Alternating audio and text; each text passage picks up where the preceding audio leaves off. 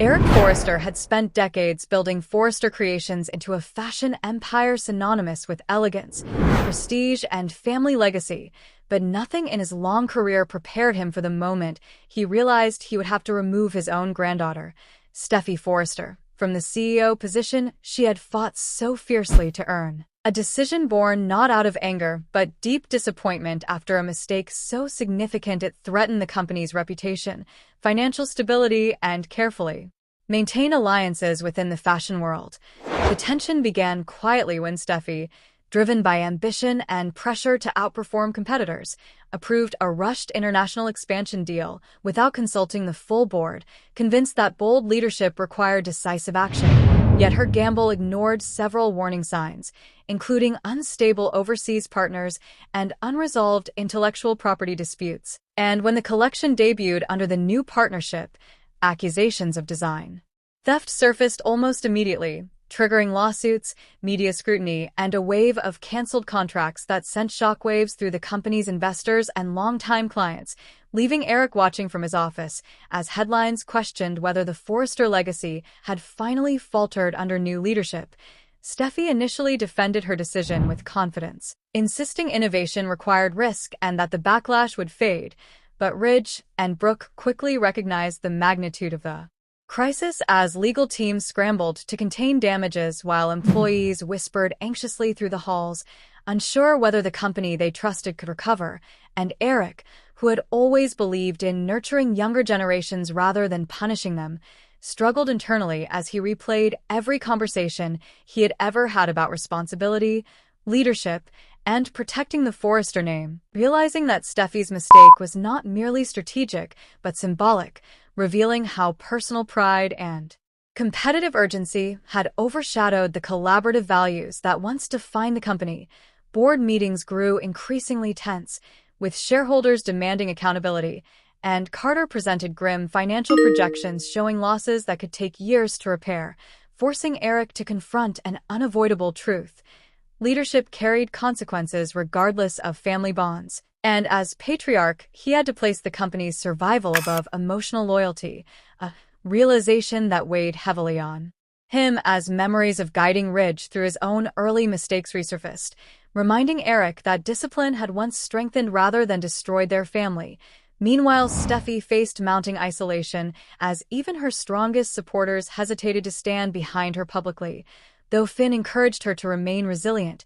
urging her to see the crisis as an opportunity for growth rather than defeat. Yet she refused to believe Eric would ever remove her, certain their shared history and his pride in her accomplishments would shield her from the ultimate consequence. The decisive moment arrived during an emergency board session when new evidence revealed that STEFFY had overridden compliance recommendations to accelerate the deal's launch timeline, prioritizing market dominance over legal caution, and the room fell silent as Eric slowly rose, his expression calm but resolute, explaining that leadership demanded humility and that ignoring experienced counsel endangered everyone who depended on Forrester Creations for their livelihood. His words measured yet filled with sadness as he announced that effective immediately STEFFY would be relieved of her CEO duties, a declaration that stunned the room and left STEFFY speechless, her confidence collapsing into disbelief as she realized her grandfather had chosen principle over protection. The emotional aftermath reverberated throughout the family as Ridge grappled with conflicting loyalties between father and daughter.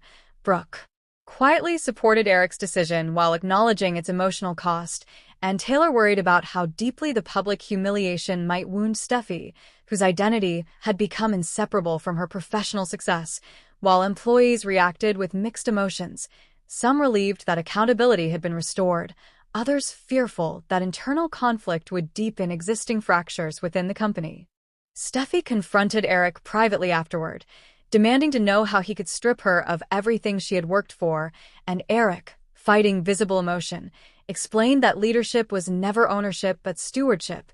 emphasizing that mistakes were inevitable yet refusing to accept decisions that jeopardized the legacy entrusted to them by generations before, telling her that true strength lay not in holding power but in learning when one had failed to protect others, words that struck STEFFY harder than any public reprimand because they came from a place of love rather than punishment.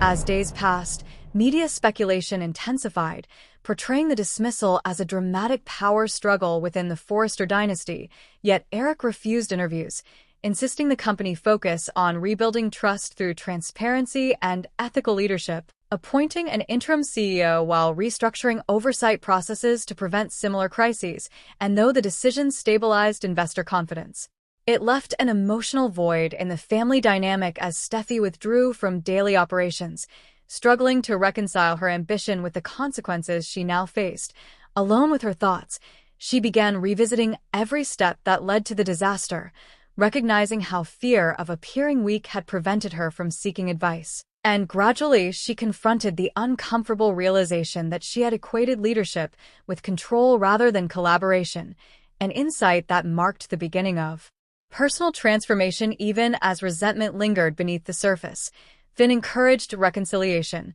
reminding her that Eric's action, painful as it was, reflected belief in her potential to grow rather than condemnation of her character, while Ridge attempted to bridge the emotional divide by sharing stories of his own professional missteps and how Eric's guidance had ultimately strengthened him. Conversations that softened STEFFY's anger, but did not erase the sting of public failure. Meanwhile, Eric himself wrestled privately with doubt, questioning whether he had acted too harshly, yet each time he walked through the design studio and saw teams working with renewed focus and confidence, he felt reassured that preserving the company's integrity had been necessary, even if it fractured personal relationships temporarily. Weeks later, STEFFY returned to Forrester Creations not as CEO but as a designer contributing quietly behind the scenes, an adjustment that humbled her yet reignited her original passion for creativity, allowing colleagues to see a different side of her, less authoritative but more collaborative,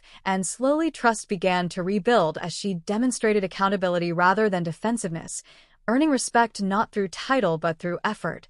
Eric observed her progress with cautious optimism, choosing not to rush forgiveness or restoration of power, believing that genuine growth required time and reflection, and during a family gathering he finally acknowledged how difficult the past weeks had been for everyone, expressing hope that adversity would ultimately strengthen their bonds rather than divide them, a sentiment that resonated deeply as STEFFY admitted her mistakes openly, apologizing not only for the business fallout but for allowing ego to overshadow family values, an emotional confession that marked a turning point in their relationship. The company gradually recovered as legal disputes settled and a new collection emphasizing authenticity and craftsmanship restored public confidence, symbolizing renewal both professionally and personally. And while speculation about STEFFY's future leadership continued,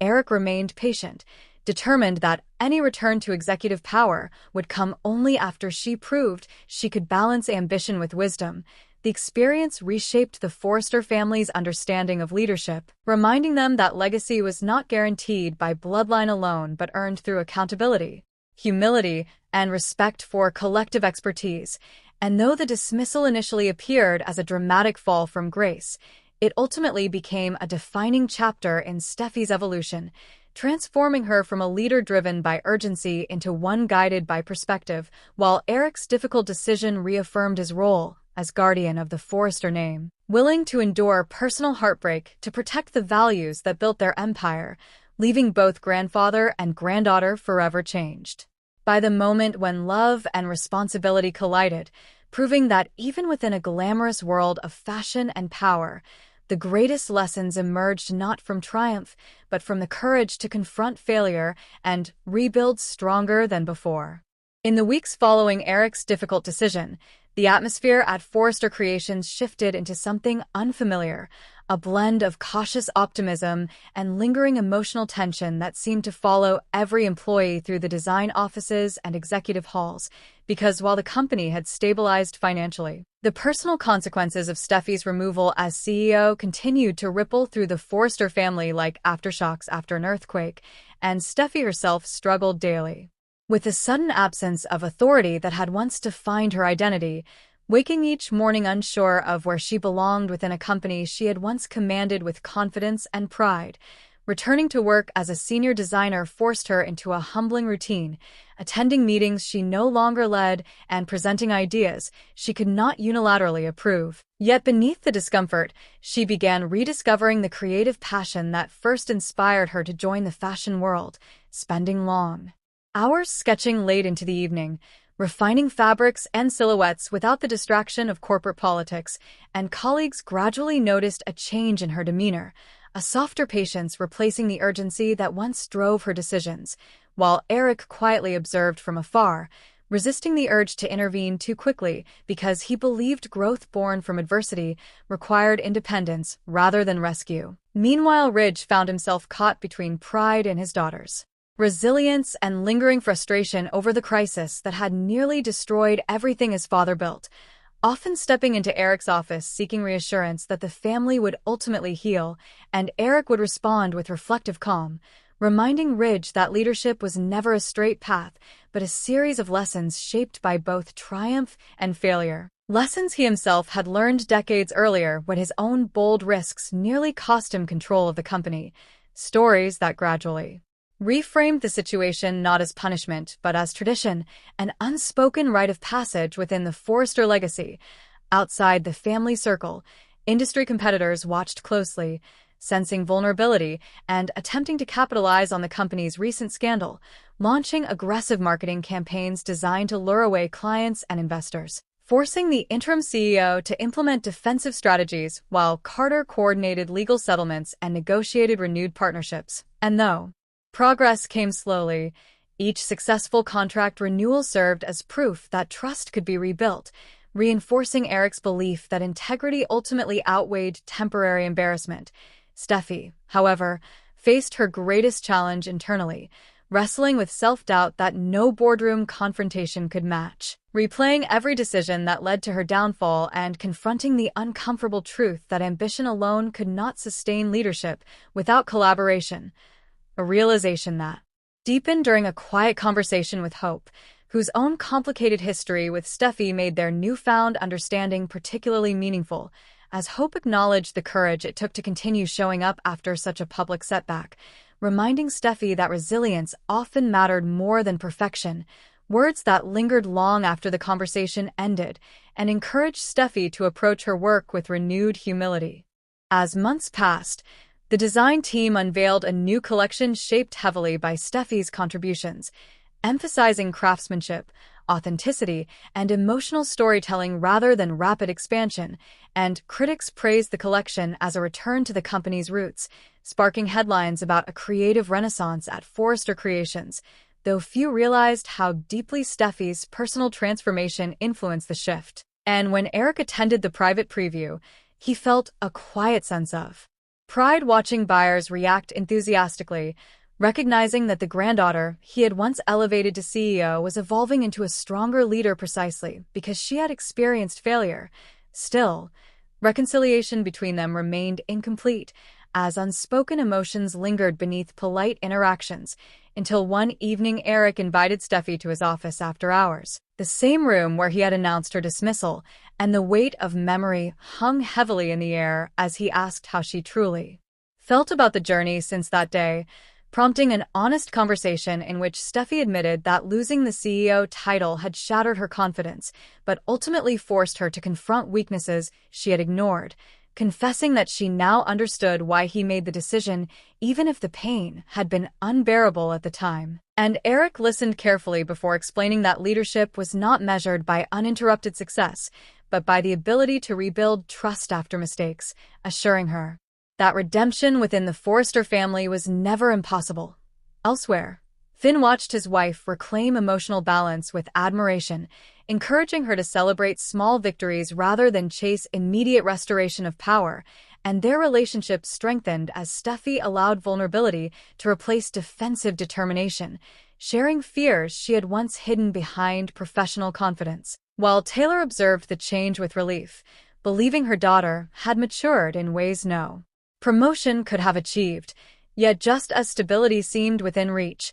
a new crisis emerged when leaked internal documents suggested a rival company planned to resurrect the design theft accusations to undermine Forrester Creations once again, threatening to reopen legal wounds and destabilize investor confidence. And this time, STEFFY found herself in an unfamiliar position, offering strategic insight without authority, presenting a carefully researched plan to counter the narrative through transparency and collaboration with industry watchdog groups, and her proposal impressed the executive team, demonstrating thoughtful caution rather than impulsive risk, prompting Eric to recognize how profoundly she had changed. The company implemented her strategy successfully, neutralizing the threat and earning praise for ethical accountability. And during the celebratory gathering that followed, Eric publicly acknowledged STEFFY's contribution, thanking her not as a former CEO, but as a leader whose wisdom strengthened the entire organization, a moment that carried deeper meaning than any title restoration because it represented earned respect rather than inherited privilege, leaving STEFFY visibly moved as colleagues applauded her dedication. Conversations soon began quietly among board members about the future of leadership at Forrester Creations, with some suggesting that STEFFY's growth made her a strong candidate for eventual reinstatement, though Eric remained cautious, determined not to repeat past mistakes by rushing decisions based solely on emotional reconciliation, instead encouraging continued mentorship and shared responsibility, believing that sustainable leadership required balance rather than singular authority. Throughout this period, the Forrester family rediscovered the importance of unity beyond corporate hierarchy, gathering more frequently outside work to reconnect as relatives rather than executives, sharing laughter, memories, and honest conversations that slowly dissolved lingering resentment. And STEFFY began to see her grandfather not as the man who removed her from power, but as the mentor who refused to let her settle for incomplete growth, a realization that reshaped her understanding of love within the family dynamic. Eventually, during a major fashion gala celebrating the company's anniversary, Eric delivered a speech reflecting on the history of Forrester Creations, emphasizing resilience, accountability, and the courage to evolve. And while he did not announce any leadership changes, his words clearly referenced STEFFY's journey, describing how the next generation must learn not only how to lead but how to listen, how to risk yet respect wisdom, and how to transform failure into strength, prompting emotional reactions throughout the audience as STEFFY recognized the speech as both acknowledgement and invitation toward a future rebuilt on trust. After the event, grandfather and granddaughter shared a quiet moment overlooking the city lights, where Eric admitted that dismissing her had been one of the hardest decisions of his life, and STEFFY responded by thanking him for believing she was capable of becoming more than the leader she once was. Their reconciliation finally complete as they embraced not as CEO and chairman, but as family members strengthened by hardship. The experience ultimately reshaped Forrester Creations into a company guided less by competition